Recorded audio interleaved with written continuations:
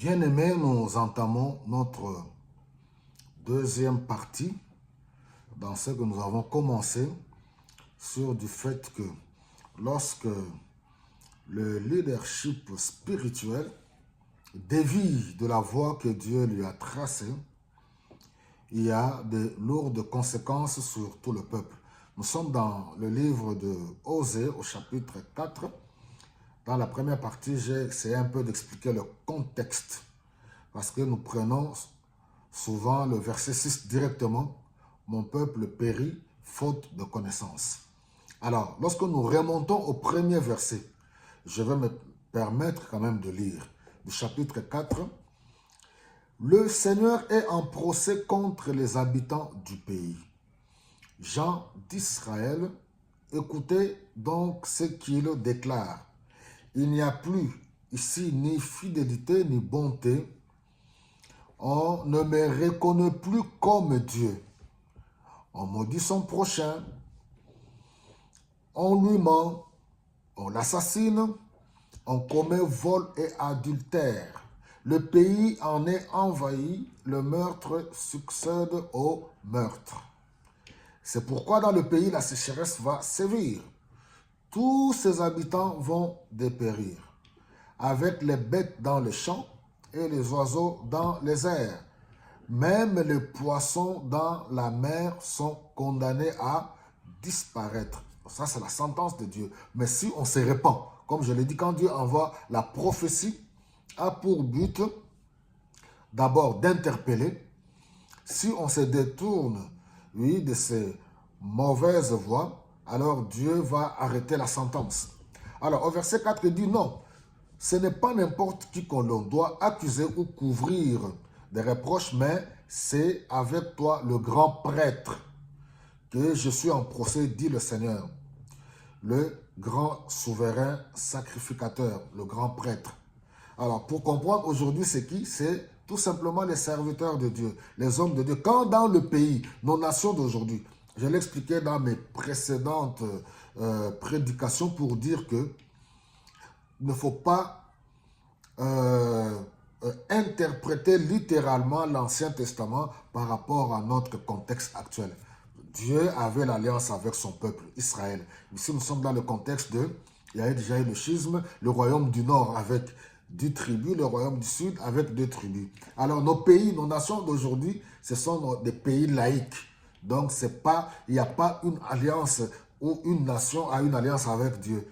La maison de Dieu, la nation de Dieu aujourd'hui, c'est l'Église. Voilà, l'Église qui est constituée de tous les membres du corps du Christ, noir, blanc, rouge, tout ce que vous voulez, toute race confondue, je voulais dire, voilà, toute origine confondue, les hommes et les femmes qui ont accepté Jésus-Christ librement dans leur vie comme Seigneur et Sauveur. C'est ceux-là, c'est nous-là qui formons l'Église. Alors, il continue. C'est contre le souverain. Il dit au verset 5, tu vas trébucher en plein jour. Et ton compère, le prophète, trébuchera lui aussi dans la nuit. Je réduirai ta mère au silence éternel. Le verset 6 maintenant, oui, mon peuple périt faute de connaissance. Mais toi-même déjà, tu n'as pas voulu me reconnaître. C'est-à-dire les leaders spirituels ont dévié. Ils vivent pour eux. L'argent, l'argent, l'argent. Ils se compromettent. C'est ça même le tableau que nous avons aujourd'hui.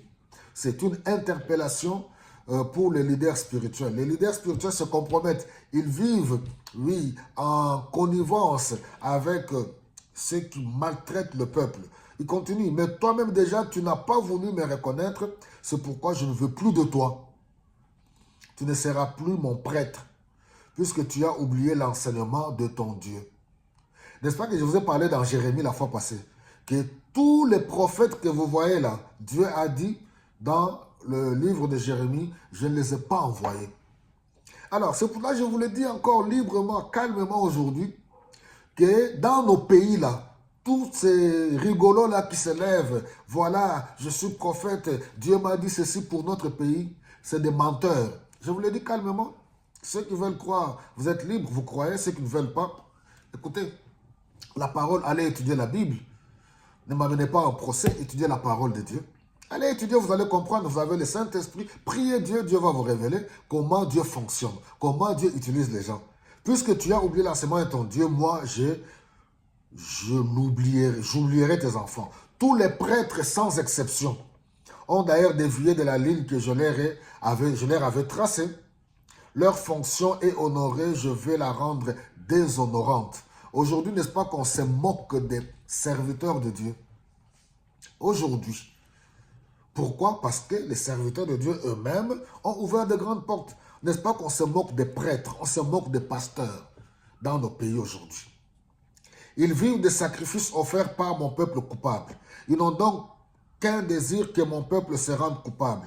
Mais il arrivera aux prêtres ce qui arrivera au peuple. Je m'occuperai de leur conduite. Je retournerai leurs actes contre eux. Ils auront beau manger, ils ne se rassasieront pas. Ils auront beau se prosterner, ils n'auront pas d'enfants. Oui, ils m'ont abandonné, moi le Seigneur, pour pratiquer la prostitution. No comment, comme on dit. Quand les leaders spirituels ont dévié la voie que Dieu leur a montrée, les conséquences sont lourdes sur toute la population. Nos pays d'Afrique souffrent, entre autres, et les dirigeants politiques en complicité avec les dirigeants religieux, les dirigeants spirituels. Voilà. Que dire de plus? Quand les dirigeants spirituels, eux qui sont appelés à montrer la voie au peuple, mais ils se sont compromis eux-mêmes. Ils se nourrissent eux-mêmes. Ils donnent des fausses prophéties. C'est eux-mêmes qui sont même à la base, certains, je ne dis pas tous, certains, qui sont à la base de la souffrance du peuple. Ils vivent dans le mensonge. Que le Seigneur ait pitié de nous, que nous puissions tous retourner vers lui et reconnaître le Seigneur, lui donner la place, mettre Dieu au premier plan. Le Seigneur Jésus-Christ a payé le prix à la croix, il nous a promis qu'il est avec nous tous les jours jusqu'à la fin du temps. Que nous puissions vraiment revenir vers lui. Partagez ce message autour de vous. Que Dieu vous bénisse abondamment.